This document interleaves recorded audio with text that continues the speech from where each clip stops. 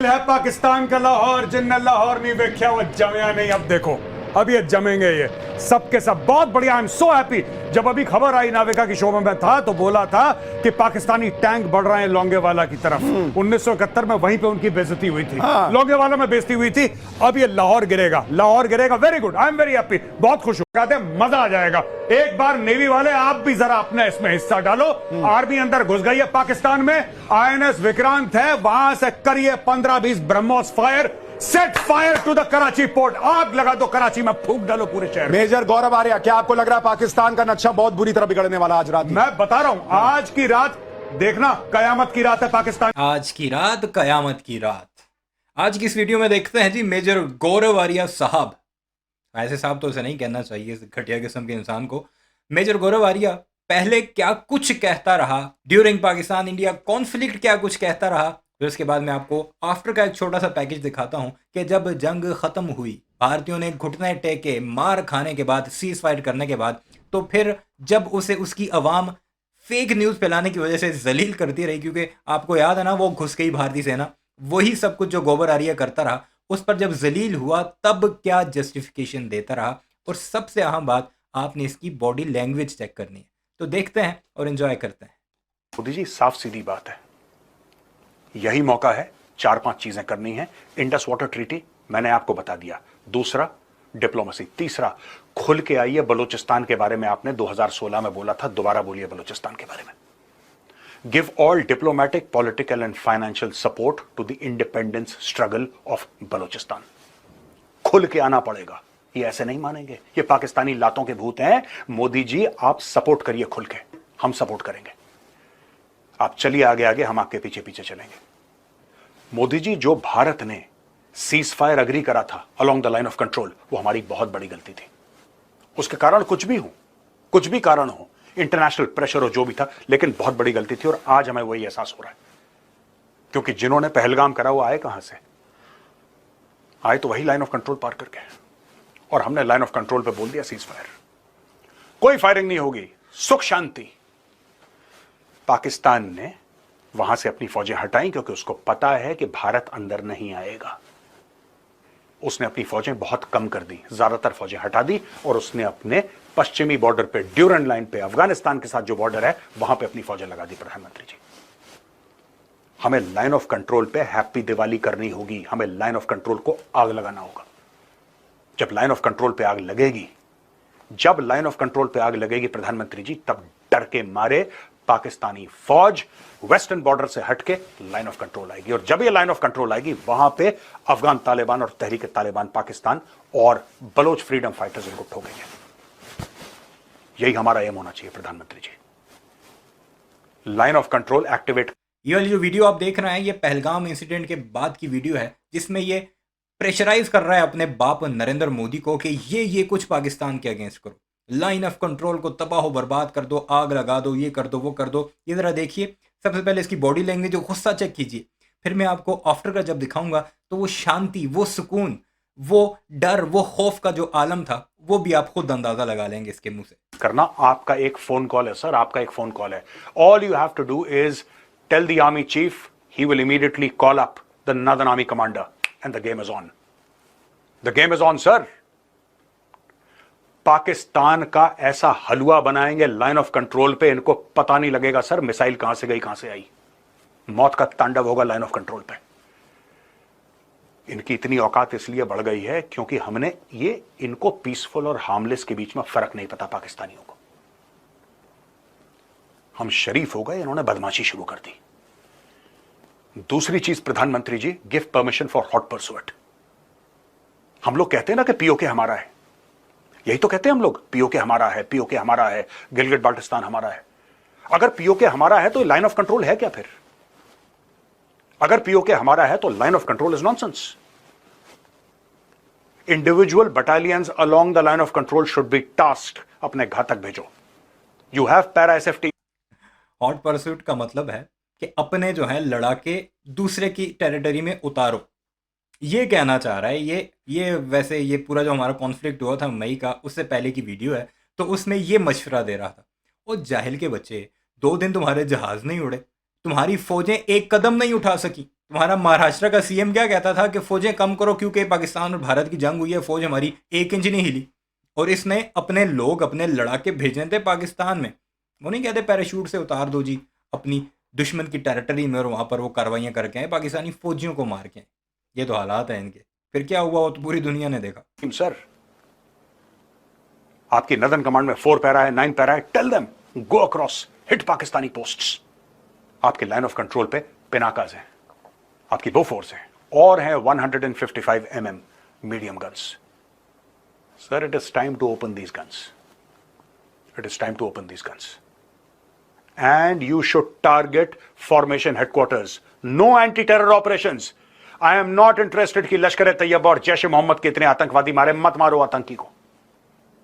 Target the Pakistan military, that's all, just target military. It should be a military to military confrontation. बाकी जो आतंकी हैं वो जम्मू और कश्मीर पुलिस और सीआरपीएफ कर सकते हैं। फॉर्मेशन हेडक्वार्टर्स इनके, ब्रिगेड हेडक्वार्टर इनके, डिव हेडक्वार्टर। कुछ लोग सोचते हैं कि अगर हमने ऐसा करा तो पाकिस्तान से पलटवार होगा। सर, वो तो होना ही है, वो तो होना ही है, और जीतेगा वही जो एस्केलेशन से नहीं डरेगा। क्योंकि आप गोली चलाएंगे, वो मशीन गन चलाएंगे, वो मशीन गन चलाएंगे, आप मोटर चलाएंगे, आप मोटर चलाएंगे, वो फील्ड आर्टिलरी चलाएंगे, वो फील्ड आर्टिलरी चलाएंगे, आप मीडियम आर्टिलरी चलाएंगे। ये तो बढ़ता रहेगा। आपका हॉरिजॉन्टल एस्केलेशन भी होगा, आपका वर्टिकल एस्केलेशन भी होगा, आपके दोनों एस्केलेशन होंगे। लेकिन अगर पाकिस्तान को पता लग जाए कॉस्ट एंड कॉन्सिक्वेंसेस। सिर्फ 4 घंटे फतह मिसाइल कान के पास से गुजरे, मोदी जी ने सीज फायर कर लिया। इतनी एस्केलेशन ये बर्दाश्त कर सकते हैं? सर, कॉस्ट एंड कॉन्सिक्वेंसेस, हर एक चीज का दाम चुकाना पड़ता है, हर एक चीज के नतीजे होते हैं। ऐसा नहीं हो सकता कि आप आए, 27 लोग आप पहलगाम में जान से मार दें बेगुनाहों को और उसका कोई कॉन्सिक्वेंस ना हो। दोस्तों, ये जो टोटल सीज। अब आते हैं जी आफ्टर की तरफ। हमारे प्रिय मेजर साहब क्या कुछ कहते रहे। पहले तो इनकी बॉडी लैंग्वेज देखिएगा, पहले जो उछल उछल कर फुदक फुदक कर बातें कर रहा था, अब जरा देखिए कि जब सीज फायर हो गया और भारत में जलील और रुस्वा हुआ ये अपनी फेक न्यूज़ की तरफ से, अपनी फेक न्यूज़ की वजह से, फिर क्या कहता है। फायर हुआ ना, ऑपरेशन सिंदूर लॉन्च होने के 3-4 दिन के अंदर अंदर सीज फायर हुआ। तो प्रधानमंत्री जी ने तो साफ बोल दिया है कि ये टेम्पररी है, ये परमानेंट सीज फायर नहीं, और हम पाकिस्तान को देख रहे हैं, पाकिस्तान को वॉच कर रहे हैं, और हमारी आर्म्ड फोर्सेस तैयार हैं। पाकिस्तान बदमाशी करता है तो ठोक देंगे अंदर जाके। अच्छा, ये मामला क्लियर है। अभी भी लोग ये जानना चाहते हैं कि सीज 8 महीने हो चुके हैं ठोकने वालों ने। दिल्ली में ब्लास्ट हुआ, वैसे तो पटाखा फूटे तो पाकिस्तान पाकिस्तान करते हैं। दिल्ली में लाल किले के बाहर धमाका हुआ, पाकिस्तान का नाम नहीं लिया, मीडिया ने भी नहीं लिया। वो गोदी मीडिया जो उन्हें चपेट मारे तो कहते हैं पाकिस्तानियों ने मारे, धमाके का भी इल्ज़ाम पाकिस्तान पर नहीं लगाया। ये असर हुआ।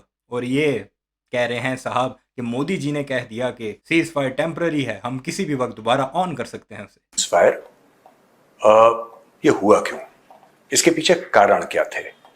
क्या अमेरिका का बहुत ज्यादा प्रेशर आ गया और भारत वो प्रेशर नहीं ले पाया, या कुछ और हो गया? तो 2-3 थ्योरीज हैं, और आज मैं वो 2-3 थ्योरीज आपके साथ दोस्तों शेयर करूंगा। ये थ्योरीज हैं, लेकिन समझने वाली बात है, क्योंकि पक्के तौर पे तो तभी होगा जब भारत सरकार बोलेगी कि भाई ये हमारे कारण थे जिसकी वजह से हम लोगों ने सीज फायर एक्सेप्ट करा, और हमने बोला कि चलो ठीक है, आप कह रहे हो तो हम सीज फायर कर देते हैं। एक किसका एक्सेप्ट किया? ट्रंप का एक्सेप्ट किया, पाकिस्तान का एक्सेप्ट किया? नहीं बताएंगे अभी तक, ना ही ये बताने के लायक छोड़े हैं हमने। लेकिन आपने इसकी बॉडी लैंग्वेज पर थोड़ी तवज्जो देनी। ये एग्जैक्ट वही वीडियो है जो इसने सीज फायर होने के बाद पहली बनाई थी। एक तो थ्योरी है किराना हिल्स में न्यूक्लियर स्पिलेज की। तो लोग कह रहे हैं साहब जहाज आया, और इजिप्ट से जहाज आया, और अमेरिका से जहाज आया, और ये फलाना ढिमका, कई सारी थ्योरीज हैं। इंडियन आर्म्ड फोर्सेस ने बोला है कि हमने किराना हिल्स को नहीं मारा। अच्छा दोस्तों, लोग बड़ी बात कर रहे हैं फेक न्यूज की और प्रोपेगेंडा की। ये अब जब जलील हुए ना ये अपने मुल्क के अंदर के तुमने फेक न्यूज़ क्यों दी कि हमने आर्मी चीफ को कैप्चर कर लिया है, उस शहबाज शरीफ बंकर के अंदर चला गया है, कराची कब्जा हो गया, लाहौर पोर्ट तक इन्होंने कब्जा कर लिया, और पता नहीं कहाँ कहाँ इन्होंने सियालकोट में आर्मी घुस गई टैंकों समेत। उसके बाद जब जलील हुए अगले रोज़ फिर ये साहब सामने आए और क्या जस्टिफिकेशन दी वो ज़रा सुनिए। क्योंकि लड़ाई के हालात हैं भारत और पाकिस्तान के बीच में, तो आज मैं आपको समझाना चाहता हूं कि पूरा मैटर क्या है और अंदर की बात क्या है। आपको जानना जरूरी है। हजारों साल पहले जब लड़ाई शुरू हुई तो उसको हमने बोला फर्स्ट जनरेशन वॉरफेयर। हाथ में लकड़ी थी, हाथ में पत्थर थे और उनसे लड़ाई होती थी, बीच में तलवारें भी आईं। सेकेंड जनरेशन वॉरफेयर में इंसान घोड़ों के ऊपर सवारी करने लगा और घोड़ों के ऊपर सवारी करने के बाद क्योंकि फिर उसकी गति बढ़ गई, उसकी स्पीड बढ़ गई। थर्ड जनरेशन वॉरफेयर में आपने देखा तोप, आपने देखा गन पाउडर, आपने फ्लाइट भी देखी हवाई जहाजों की। फोर्थ जनरेशन वॉरफेयर में आपने जेट्स देखे, आपने इंटरकॉन्टिनेंटल बैलिस्टिक मिसाइल देखी, आपने न्यूक्लियर वेपन्स देखे, ये सब देखा। और फिर आया फिफ्थ जनरेशन वॉरफेयर। और फिफ्थ जनरेशन वॉरफेयर का सबसे बड़ा मिसाइल ये है जो अपने ही मुल्क पर फायर हुआ। सुनिएगा क्या कहता है, कैसे जस्टिफाई करता है। ये क्या होता है दोस्तों fifth generation warfare? Grey zone warfare क्या होता है?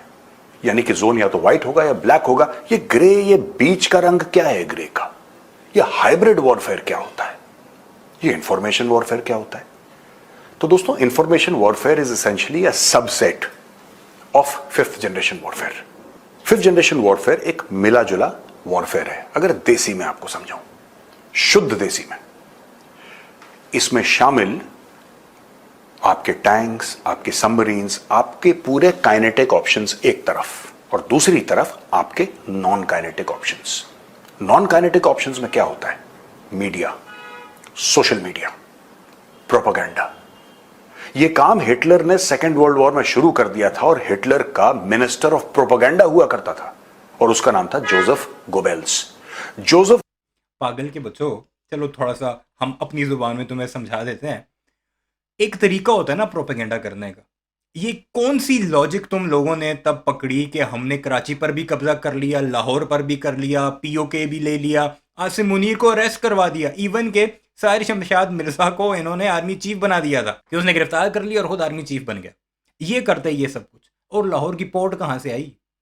और ये सोशल मीडिया का दौर है, तुम चलो ठीक है, एस्केलेशन जब होती है तो प्रोपेगेंडा भी होता है और ये टूल के तौर पर इस्तेमाल होता है। पाकिस्तान में भी हुआ है। मैं बिल्कुल ये क्लेम नहीं करता कि हमने सारी की सारी सच्ची खबरें दी होंगी या सारी की सारी सच्ची खबरें ही आगे बढ़ी होंगी, हुआ होगा, लेकिन होता है आटे में नमक के बराबर।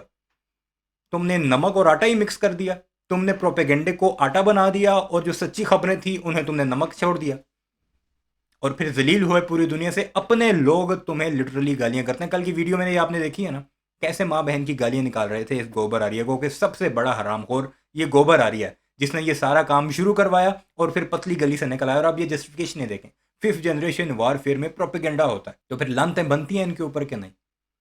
बहरहाल अपनी राय का इजहार ज़रूर कीजिएगा। मैंने कहा, आपने रिक्वेस्ट की है काफ़ी कि हमें पिछले झरोके दिखाएं, यानी माजी के झरोके, तो हम एक बार फिर याद कर लेते हैं मई 2025 को। बिफोर और आफ्टर आपने देख लिया, कैसा लगा कमेंट सेक्शन में ज़रूर बताइएगा। चैनल को सब्सक्राइब नहीं किया तो उसे भी ज़रूर कीजिएगा।